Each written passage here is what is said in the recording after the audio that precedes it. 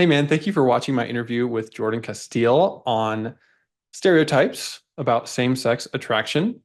This episode is full of stereotypes that need to be questioned. And that's exactly what Jordan and I will do. If you stick with us, you are going to hear stories and truths that go against some assumptions and stereotypes that people often have about men who experience same-sex attraction. Enjoy the episode. Welcome to Husband Material. This is part two of our series on stereotypes regarding opposite sex attraction and same sex attraction. And I am joined for this episode on stereotypes that opposite sex attracted men have about same sex attracted men with Jordan Castile, a certified husband material coach, board certified Christian counselor, APSATS trained recently, which is exciting. Welcome Yeah. back, Jordan. Yeah. Thanks, Drew. I'm glad to be on the show today. I'm always glad to hang out with you, especially when we laugh. Yes, that is very true.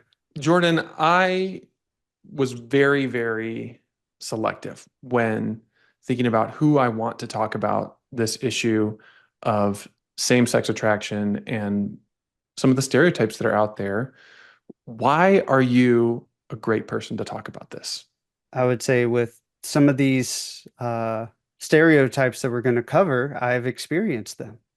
And I've also have found a lot of freedom in them.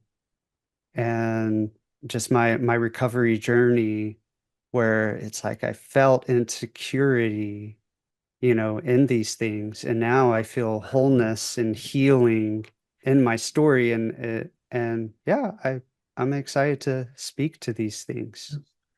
Some of these stereotypes are lies that you have believed in the past, Yeah. and the truth is so freeing. And you've experienced so much healing, so much freedom from gay porn. And in this episode, when we're talking about same-sex attraction, I feel like we need to do a couple of disclaimers. First of all, the language of same-sex attraction is not always accepted by everybody. And in fact, it would be more accurate to say a same-sex sexualized attachment, Mm. SSSA, but we're not going to go there just because this isn't a term that many people identify with. And the same is true for opposite sex attraction, being attracted to a member of the opposite sex. We're really talking about opposite sex sexualized attachment. Using these labels can be helpful, and at the same time, we realize they can be hurtful.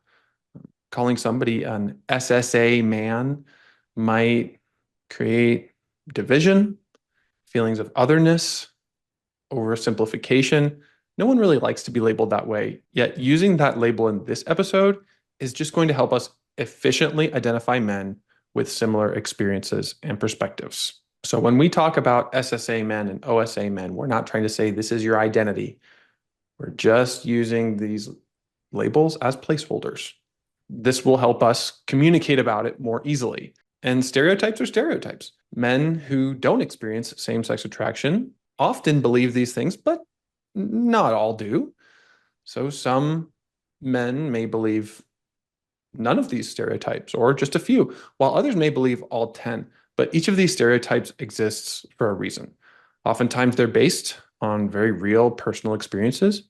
Sometimes these beliefs are based on traumatic experiences, and we don't want to invalidate your experiences by saying that some parts of them have become stereotypes. Really, our goal here is to have a dialogue that creates greater understanding, appreciation, and nuance because sexual attraction is complex. It's not easy to talk about.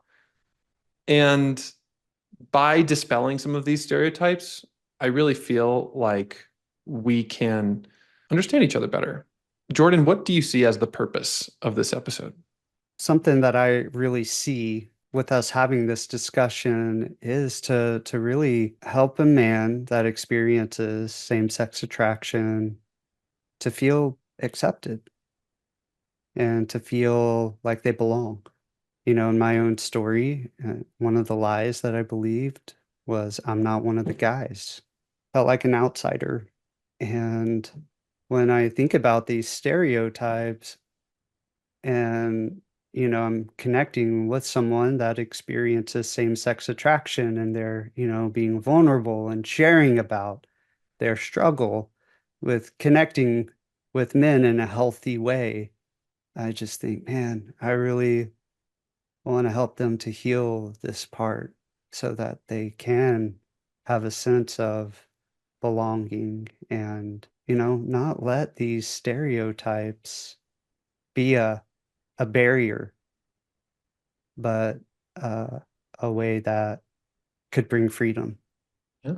And part of my heart in creating this episode is to educate other guys like me with things I've learned along the way about my assumptions about SSA guys that are not always true. It's really helpful when more of us understand these issues better.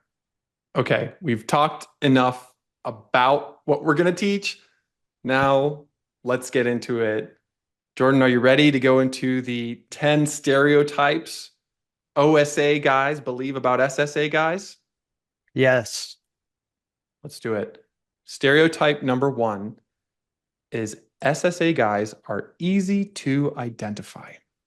there have been times where did I put off some sort of a vibe or, you know, make someone think that I wasn't very confident in who I am or anything like that. And yeah, I just don't think it's going to be that noticeable as you might think it would be. Yeah, sometimes I will be interacting with someone who seems very effeminate and yet is not attracted to other men at all sexually. Other times, there's somebody who's hyper masculine and seems to be fitting all the stereotypes of a man's man, yet inwardly doesn't necessarily feel that way and may even experience same-sex attraction. I mean, you never know. Yeah, I just think it's really hard to know that about a person, even if they are like the man's man or really effeminate or somewhere in between all of that. You really don't know the person until you really get to know this part of them.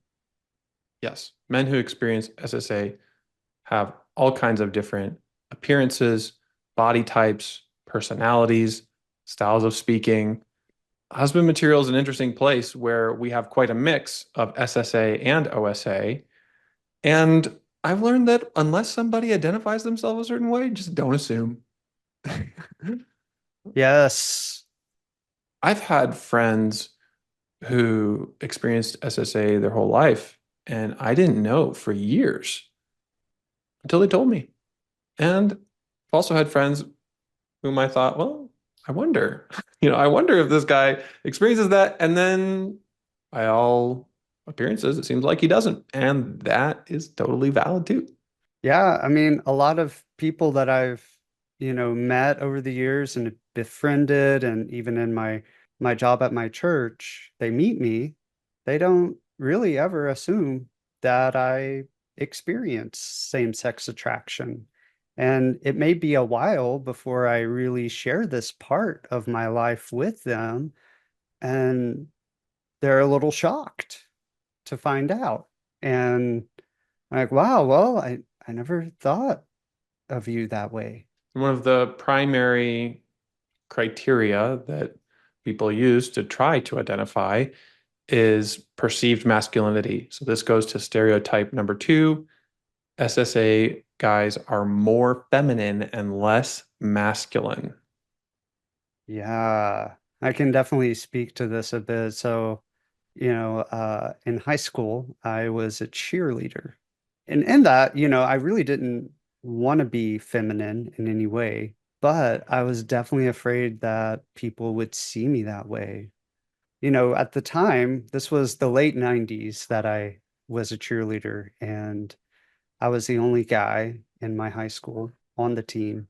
And so it was very different. It was new for a lot of people. I didn't wear a skirt. I didn't use pom-poms in the sport.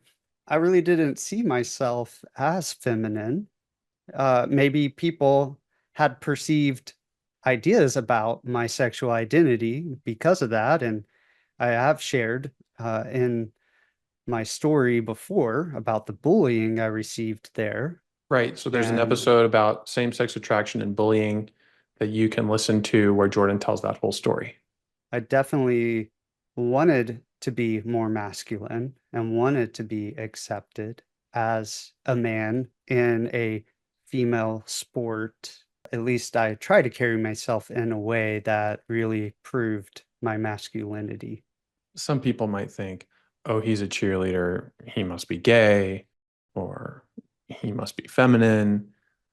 But that was not the case for you. In Right. fact, it was the occasion for a lot of cruelty, name calling, and people Yeah. saying horrible things to you that did a lot of damage to your soul and your beliefs about yourself. It led to so much shame, humiliation, especially in your status as a man or your perceived value as a man. I mean, I think if anything, it was an area of vulnerability that Right. evil used to harm you, Yeah. even though it was part of your beauty and glory that you can do flips and you can like throw people and use your body in some pretty amazing ways Yeah. gymnastically that gave you strength in cheerleading. Yeah. So I think we really all need a much broader definition of masculinity than what we see on TV and movies as, what is a man's man? Embrace your unique masculinity, no matter what it is, and please leave room for everyone to be masculine in the way that they prefer. Even the idea of labeling something as feminine or masculine is so cultural. It's constructed in our imaginations. And yet, at the same time, is there a trend of SSA men sometimes exhibiting like, stereotypically feminine traits? Yeah, that's a thing sometimes, but not all the time. Right. Stereotype number three really gets me a little bit angry. The idea that SSA guys experience sexual attraction to all men, as if men who experience attraction to women are attracted to all women. That is not the case. I mean, just think about this. Men are generally attracted to women, but does that mean they're attracted to all women? No. We're like, if you take that category of all women, we're talking about grandmothers, we're talking about little girls, we're talking about every body type, every culture, every language. Like, there is no way that anyone can be attracted to everyone of a certain gender. So Right. it just seems so silly to assume that for men, that just because I'm a man, that means that an SSA person is going to be attracted to me. No, everyone's arousal template is so different. And even within the category of same-sex attraction or same-sex sexualized attachment, there are very specific things that tend to attract people. Physical traits, personality traits, maybe even spiritual traits. And some guys are physically attractive in general. Yet, don't assume that means an SSA guy will find that person attractive. And sometimes our sexual attractions are influenced by trauma that causes us to be almost magnetically pulled into a certain type of person. Jordan, what has that been like for you? Yeah, my trauma, I would say, really did influence my arousal template, as you talk about, Drew. In husband material, we talk about how our fantasies really, it's almost like a backward screening for where it stems from. So, when I did my fantasy story the first time, I really pinpointed it back to a lot of the trauma I experienced in high school because of being a cheerleader and a lot of the name calling and the bullying. And it it really sent me into, a specific type of gay pornography that I just went to over and over and over. And I was using that pornography to try to rewrite that trauma that took place. Is just re-abusing me from that time period. And so to say that all men are attracted to all men, that experience same-sex attraction, it's just wrong. Yeah. So, how offensive for someone to treat you as if you're attracted to all guys when so much of this is rooted in things that happen to you and also is very narrowly focused Yeah. on the specific type of guys who hurt you. I would say that would be pretty offensive to me to say that I'm attracted to all guys when I'm not. And I am also very attracted to my wife. And related to this stereotype that SSA guys experience attraction to all men is the conclusion that a lot of men believe. They think if I make friends with an SSA guy, he will develop a crush on me. I've experienced that before, multiple times. It's not same-sex attraction that causes somebody to sometimes develop a crush. There are more factors involved. And oftentimes there are little warning signs that the friendship or the relationship is becoming sexualized. We have to learn to pay attention to that. We have to learn how to protect ourselves. And I've got a great episode about that called How to Escape a Creepy Conversation Before Sexting. You might want to go back and listen to that if you want to avoid some of the entanglements that can come with that sexual energy between men. Regardless, yeah, sometimes crushes happen. Sometimes you know about them, sometimes you don't. If you make friends with SSA guys, yeah, it might happen sooner or later. It doesn't have to be the end of the friendship, but what you want to watch out for is that sexualized attachment and any potential inappropriate or unsafe dynamics that might be happening in the friendship beyond just a crush. Jordan, what has been your experience with this? Yeah, so I definitely have had my fair share of crushes in real life. And normally just me telling like my wife or a trusted friend, a recovery person, I have a crush on this guy, that normally dispels it. And there's been some good follow-up with that from those people in my life. But yeah, it, it's it's gonna happen that you develop a crush, especially in a really good friendship. You have fun together, you have really great conversations, and you share meaningful things and get deep into conversation. And just sometimes, oh, kind of reminds me of my porn I would go to, and I would start to develop a little bit of a crush. And really just saying it has helped so much to reduce the power that it had, Mm-hmm. and just bringing it out into the open to a safe person. Ultimately, my advice to anybody, SSA or OSA, is that as you get into a friendship, if something starts to feel off, uncomfortable, or there's some sexual energy coming up, notice it, pay attention to it, and as Jordan recommended, process it with a trusted friend or guide and seek wisdom. Is it wise to continue going this deep with a certain friend? Or is it wise to take a step back and maybe have a more casual friendship or to cut off the friendship if it's become really toxic? These are difficult decisions. In the end, we want you to know that not all SSA guys are attracted to all guys, and not all of your SSA friends are going to be attracted to you. On the flip side, many SSA guys also experience sexual attraction to women or to certain women. And that leads right into stereotype number 5. SSA guys don't experience sexual attraction to women, which again is sometimes true, but let's say more about when it's not true.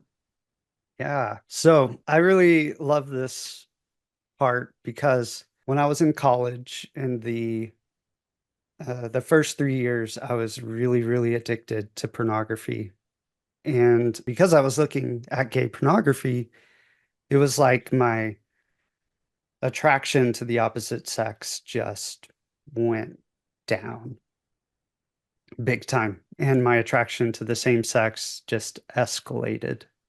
And when I, really got plugged into the church I now work for and was able to share about my struggle and really began recovery work, the less and less I looked at pornography, I still had attraction to the opposite sex. It never left, but it began to to resurface, I would say. And so by the time my wife came along and I met her, I was head over heels, very attracted to her, found her to be very beautiful, and just yeah, when we started dating, I was really, really excited, and it was really awesome. So, Jordan, what would you want other men who experience same-sex attraction to take away from your experience with being really drawn to your wife? It's very possible to experience attraction to the opposite sex. There can be hope and healing to move toward that. I know at times it can feel like that doesn't exist, and that's okay if you're in that space. I would encourage you to fight for your healing and recovery. Yes.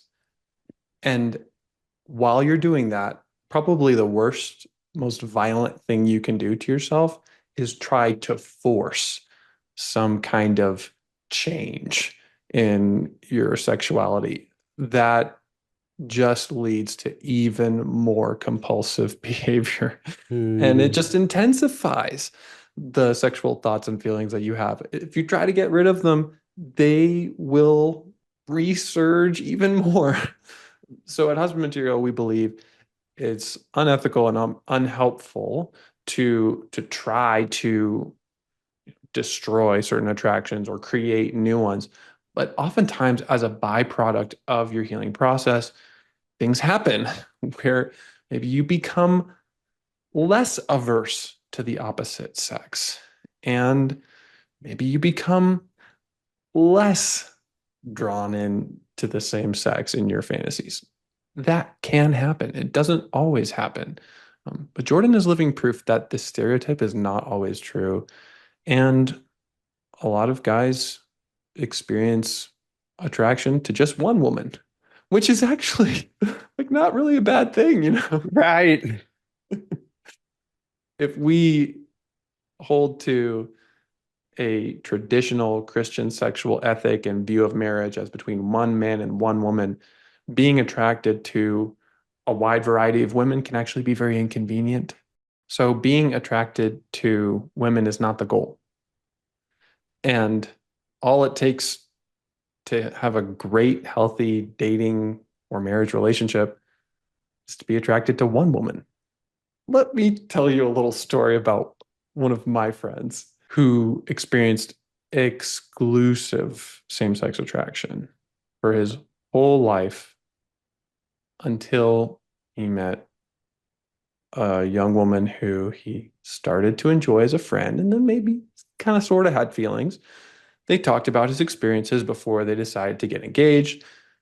And when they got married, they had amazing sex every night of their honeymoon, even having simultaneous orgasms. It's like, wow, that is unbelievable. I had such a worse experience, even Hmm. though all of my fantasies basically have been about women. I did not have that experience on my honeymoon. And so it really broke down some of those stereotypes and assumptions in my mind to realize that what you think might happen if you get married is not always the reality. And that story goes against stereotype number 6. SSA guys can't have a happy or healthy marriage with a woman. How about you, Jordan? Yeah, so been married to my wife, Cherise, for 13 years now. And I would say we have a really healthy relationship. We have had to work really hard at it, like you do in any marriage. We have conflict. We raise our voice at each other. We, have disagreements, and we also have a lot of fun together. And we have a pretty great sex life. Let's Yeah. go. Yeah. I just think, man, we really experience a life of love and meaning with each other, and we've cultivated healthy habits into our marriage, like good communication, how to have healthy conflict, working on our budget, chores, just all of these things that, go into a marriage, and we work really hard to support each other and to show love and attention to each other, even with having two small children who take a lot of our attention away. Mhm. So it's not Yeah, easy. However, marriage is never easy. It's never just happily ever after. It's right. challenging ever after. It's rewarding for sure, but SSA does not disqualify anybody from getting married. Now, having a relationship with porn is a major issue, but just experiencing attraction to other men is not a deal breaker for being able to have a healthy marriage. It might be a deal breaker for a woman who finds that out and has a lot of fears or has a lot of trauma around it. However, a great marriage is possible for any man who is living in sexual health and freedom from porn. Yeah, Drew, when I started dating Cherise, I knew that I was going to need to tell her about this. She knew I had an addiction to pornography, and I was already in a good amount of recovery at that point. So I could really talk about it like it was in the past. But the same-sex attracted part I had not told her about yet. And so before I was going to propose, I wanted to give her some time and tell her and really help her, to know is and to sort in her heart, would this be a deal breaker with me? And it obviously wasn't, because we're married, but yeah, I think it's really important that, especially in a marriage, and for you guys that are listening that are maybe engaged or in a relationship, it's important to be honest about this and to have some safe form of disclosure with it so that, you know, this person knows what they're getting into when they get married to you. Exactly. There's this idea that any married man who experiences SSA is just kidding himself and faking it. No, like I know so many SSA men who have a great marriage, and Jordan is not the only one who has a great marriage while also experiencing same-sex attraction at the same time. I mean, I have a great marriage even as I experience a sexual fetish and unwanted sexual attraction that affects me from time to time, and I still get triggered. That does not have to dictate what I do in marriage. And in case you haven't heard me say this before, everyone experiences unwanted sexual attraction of some kind towards certain members of the opposite sex or towards certain members of the same sex, or for some people, not even towards humans, towards pixels on a screen or cartoons or animals. And at Husband Material, we can help you navigate that. And same sex attraction is just one direction. It doesn't have to dictate your decisions. While some people see SSA as a disqualification for marriage, others believe SSA is a disqualification for leadership or ministry. This is stereotype number 7. SSA men are less qualified for leadership roles, especially in the church. Jordan, what do you think? Well, I very much disagree with this stereotype. I work at a church. Over time, shared more and more in with the leadership of our church about my struggle, and they didn't really see it as an issue, which was pretty incredible. I think the truth is when men who experience SSA are in a place of health, vulnerability about these things is incredible for ministry. It Yeah. helps people feel safe to open up to you. It helps you be real, authentic, and it's an open door for ministry, not a closed door, when you can integrate it in a healthy, mature way. Yet some churches continue to have this belief that an elder or a pastor should be the husband of one wife, and therefore single guys can't be pastors, which Mm. is so absurd because Jesus was single, Paul was single. And also, sometimes SSA gets lumped in with that. It's like, well, if you experience SSA, then guess you can't be a pastor, guess you can't be a missionary. And it's not okay. It's really not okay to stereotype people and disqualify people with this. Part of the reason why sometimes SSA is perceived as a threat is because of stereotype number 8, the idea that SSA guys are not safe to work with children. This is in part influenced by all of the clergy abuse that has happened, where Catholic priests, for example, have sexually abused boys. Youth pastors have sexually abused boys and girls. And sometimes same sex attraction is conflated with pedophilia. But those are two very different things. Yes, sometimes they go together. Yet, what makes someone potentially unsafe to work with children is not what they experience on the inside. It's what do we do with those experiences? Do we process them in healthy ways? Do we open up in community? Do we get the help we need? Are we living in alignment with God's standards of safety and integrity? Judging who should be safe to work with children shouldn't be based on what someone's sexual thoughts and feelings are toward one gender or the other gender.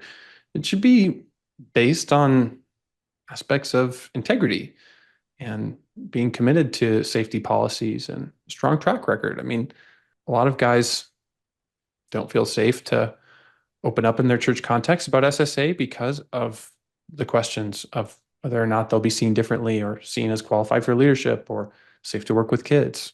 It's really sad. We even had a guy in our community once who was removed from a mission trip that he was planning to go on, where he would be visiting an orphanage because pastor found out that he struggles with SSA. So these ideas are out there and we need to call them out. Being attracted to men or women is irrelevant to how safe someone is to work with children. Now, when someone's arousal template is focused on children and this person has a history with that issue of abusing children, then of course that person's not safe. Like a guy who feels called to work with teenagers and yet is experiencing sexual temptation to do inappropriate things with those teenagers, probably not in a safe vocational role there. But that has nothing to do with SSA. That has to do with something deeper. Another variation on these stereotypes is stereotype number 9. SSA goes hand in hand with sex addiction. So if somebody says that they experience SSA, you automatically assume that they have an addiction or an attachment to porn, or that they struggle with hooking up or something along those lines, when that's not always the case. There are lots of SSA guys who don't have a relationship with porn and who don't have an addiction. SSA is not a life sentence to sexually struggle. It is not necessarily a predictor of building a relationship with pornography. In an environment influenced by purity culture, where there's a lot of fear, shame, and condemnation, yes, that is likely going to be a temptation. But in more accepting, welcoming environments, SSA can just be another part of life. And there are a lot of healthy men who don't deal with porn who experience SSA, and it's not a big deal. SSA does not necessarily go hand in hand with sexual addiction. It can go hand in hand with sexual health. It can be just another part of life, like an emotion, like anger or fear or shame or sadness, something that we feel.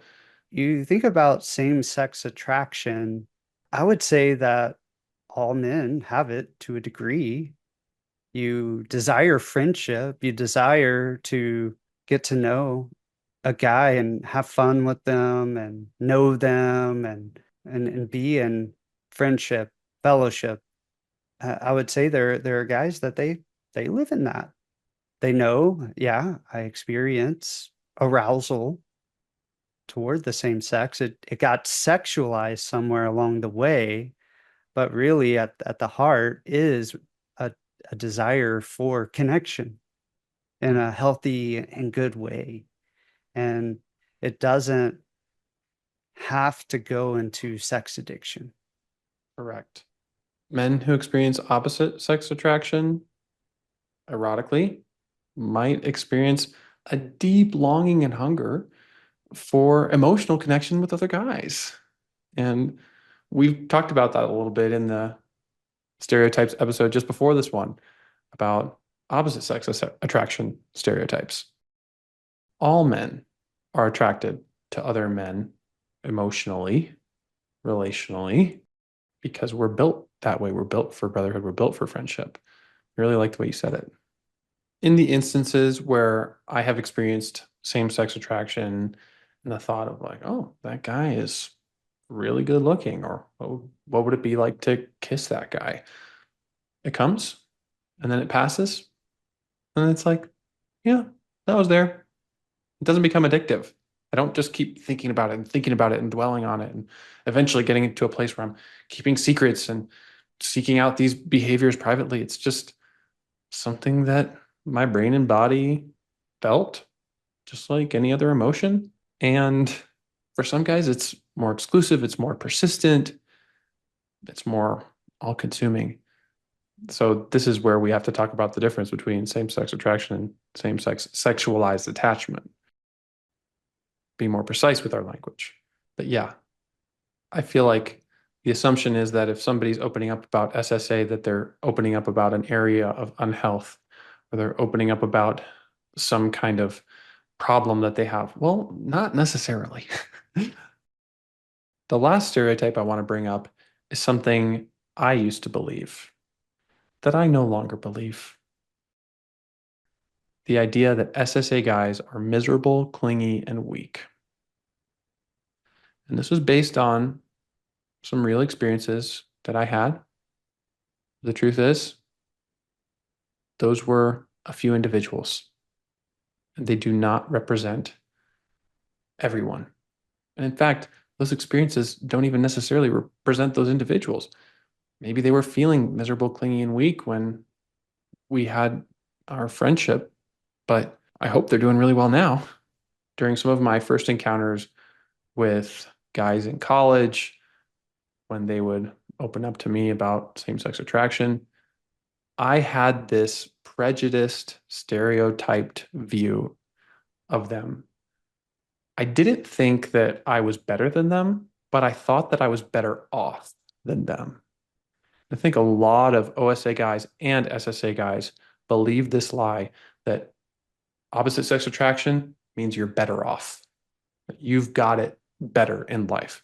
If you've got same sex attraction, that means you're worse off. And wouldn't it be great if that part of your life was different? That's just not true. There are so many different experiences that can make somebody miserable, that can lead to a style of relating that we might call clingy, that can leave someone feeling weak. And although same-sex attraction can be a part of that, there are so many more factors at play. Now that I've met and befriended hundreds of SSA men, I see a lot of them living redemptive, fulfilling lives. They're strong, they're connected, they're joyful. SSA is not a prison cell. It's not a lower status. It doesn't make you a second-class citizen. And that's good news. I feel like I'm preaching. Come on, Drew. So, Jordan, for you right now, having experienced years of freedom from gay porn and an ongoing experience of same-sex attraction that has lost its power over you, what is it like for you at this point in your story? Yeah, I feel very empowered in my own story. And I really have experienced just moments of powerful freedom where I have invited Jesus into, you know, you think of these the miserable, clingy, and weak SSA guy. I've definitely felt that way before. And I will say this also, opposite sex attracted guys can be miserable, clingy, and weak. Very true. Hmm. And so within my own story, I have, in the work that I've done where, I felt insecurity at different points, or I believed a certain lie. Like I said in the beginning of the episode, I'm not one of the guys, or something is wrong with me. And those feelings can get triggered in real life, in present day life. For me today, they don't get triggered like they used to. They don't make me feel so clingy or miserable. And maybe sometimes I do feel that way. And that's where, I share with the Lord. I share with my wife that, man, I feel pretty weak right now. And that's actually really healthy and good. Hmm. It's not because of SSA, it's because you're human. Yeah. Sometimes men think that they feel a certain way or they're struggling with certain things because of SSA. And I hope in this episode we've separated those a little bit. If you're struggling, if you're suffering, it's because you're human. Yeah. And even if you experience sexual attraction to other men sometimes, it's not because there's something wrong with you, it's because you're human. And I think there's some hope in that because whether or not our attractions change, we can feel less miserable and or clingy or weak as we heal, as we grow, as we outgrow porn. We can outgrow some of these stereotypes. Jordan, what is your favorite thing about freedom from porn? My mind isn't as sexualized. I'm not always thinking about that because there's more to life than sex. Hmm. There's more to life than this. And our culture has made, such sex is the answer. Identity in this is the answer. You figure out who you are when it comes to your sexuality. You haven't made. And I just think that's wrong. I think of myself and outgrowing porn. I'm like, oh, this is so good. It's so freeing. And it brings so much more peace to my own story and in my marriage and in the way that I interact with my kids and my ministry. It's good. Hmm. It's so good. Jordan, thank you so much for sharing your story and helping us bring out more complexity to the way we see each other, letting go of some of our assumptions and stereotypes. This was actually part two of a three-part series on same-sex attraction and opposite sex attraction. Part one was opposite sex attraction stereotypes. Part two here is same-sex attraction stereotypes. And part three is going to be talking about integration between men who experience these different things sexually and what a unique opportunity that is for all of us to go deeper into healing and freedom and outgrowing porn. Guys, if you are interested in working with Jordan, his life experience, his qualifications, his heart, and his relationship with Jesus, really commend him as a coach, someone who can help individuals and couples heal. So I would highly recommend going down to the show notes if you're interested in a free conversation with Jordan to explore the possibility of working with him.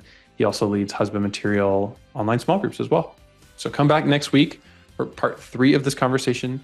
And always remember, you are God's beloved son. In you, he is well pleased.